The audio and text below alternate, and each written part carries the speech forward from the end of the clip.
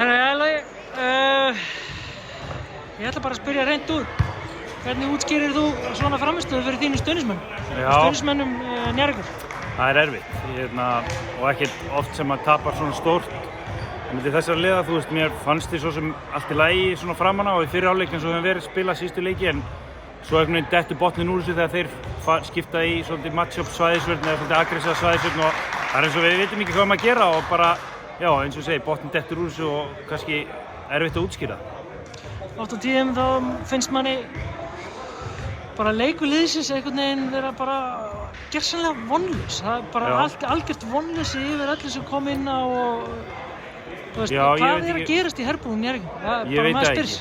Já, ég meina við erum búin að vera, þú veist, spila vel í fyrri hálfleik í þessum leikjum. Þú veist, í dag kannski voru ekki dóla góðir en hingað til höfum við verið ágætir, þannig að það er ágætis partar en svo bara hrynur allt og ég veit ekki alveg hvernig þetta útskýra það. Ég væri búin að laga það ábyggilega ef ég geti útskýrt það og en það þýðir ekkert annað en að halda áfram. Ég meina, við getum ekki hægt að mæta í leikina, þú veist, ég hef verið í liðum sem að tapa 10 og 15 leikjum þegar ég hef spilað út í Evrópu og maður heldur bara áfram. Þú veist, það er ekkert hægt að gera annað. Við reynum að breyta ákveðnum hlutum kannski á milli leikjanna og gera svo við getum og reyna, þú veist, að vera jákvæðir.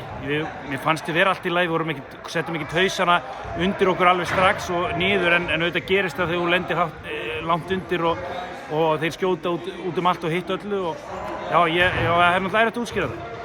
Takk fyrir þetta, Logi. Já, ekki máli.